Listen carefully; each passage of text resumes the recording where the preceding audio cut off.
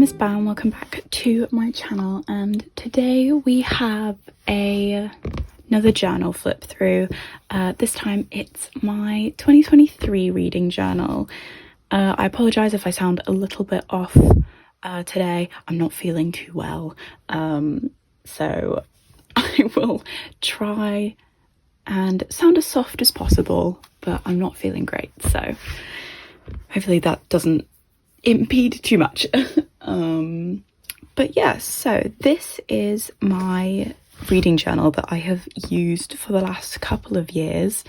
For those of you who have watched the last video I uploaded, you'll have seen that I did move into a new reading journal for 2024, which is this one. As we can see, the change in size is very apparent, but for 2022 and 2023 I have pretty much exclusively used this journal. As we can see, it's a craft paper one. I didn't fill the whole thing, and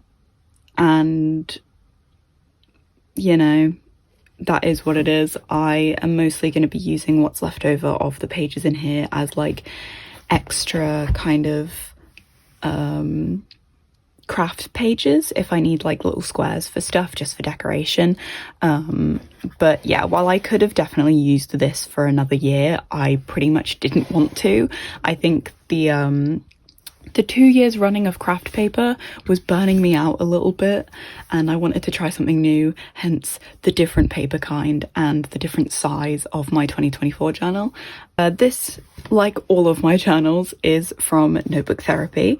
It is the Kinoki, I think it's called, craft paper journal, which I'm not sure if you can get anymore. If you can, I will link it in the description.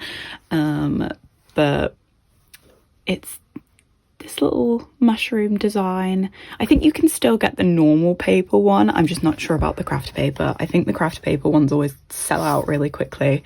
And I would have gotten this at like the tail end of 2021, I think, or whenever this collection came out. I honestly can't remember.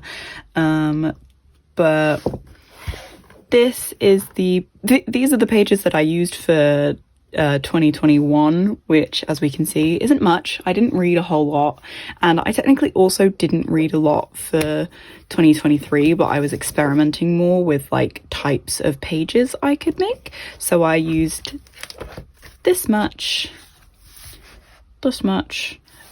and yeah, so this is the title spread and stuff that I made before I started like buying the stickers and stuff. Most of you will have seen me using pretty regularly.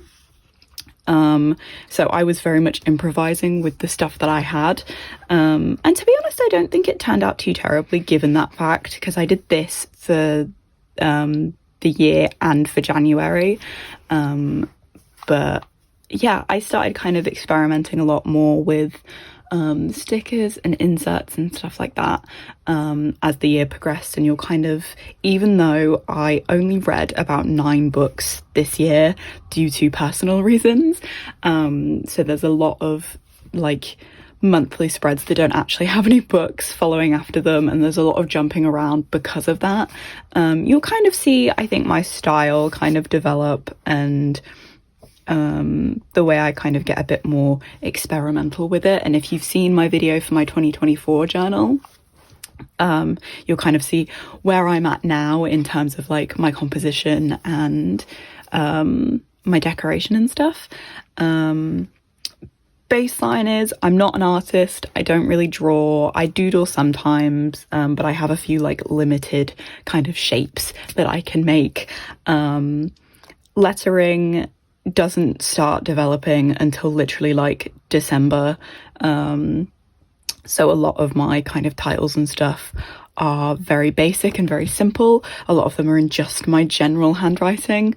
And yeah, with that being said, this isn't like the most sort of in-depth reading journal ever. I definitely kind of make more spreads this year than I did last year. But moving forward, There's a cat attached to my chair. Hello. So yeah, title page, a quote that I didn't copy exactly right, but I very much made this journal a time where I needed something like this. The first half of 2023 wasn't the perfect year for me. 2023 in general wasn't the perfect year for me. And I needed a lot of pick-me-ups where I could get them. But 2023, we had my bookshelf, which has I'm pretty sure this has 9 books. 1, 2, 3, 4, 5, 6, 7, 8, 9. Yes, the 9 books that I read.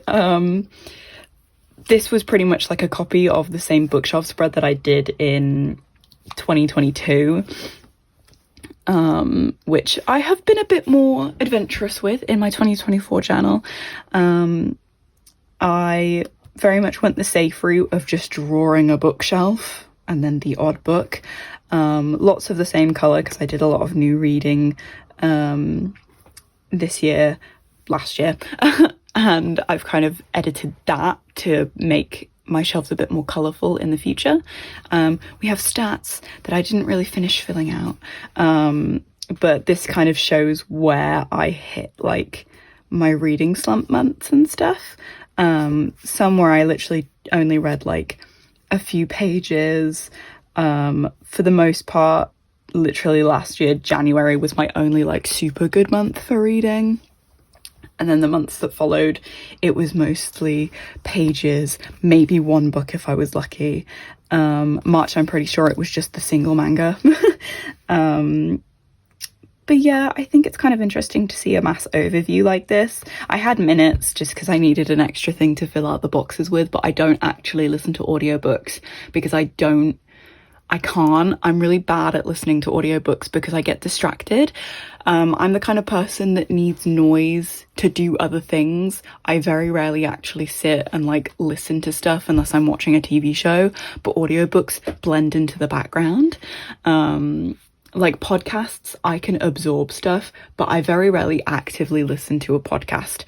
And it's kind of the same for audiobooks. They're just not for me, really, I don't think. And that's okay. If audiobooks are for you, amazing, love that. I know people who listen to audiobooks read like a lot, because they often listen to them at like 2 times speed or something. I think the only times I ever actively listen to audiobooks is when I need to listen to something for like a class, which I don't have anymore, so I don't have to worry about that. So January, again, like I said, it was very simple working with the things that I had. The only like super good reading month that I had, because I did read 3 books in the month of January, which was Sorcery of Thorns, The Hunger Games, and then Catching Fire by Suzanne Collins. I technically still haven't finished Mockingjay, but that's okay.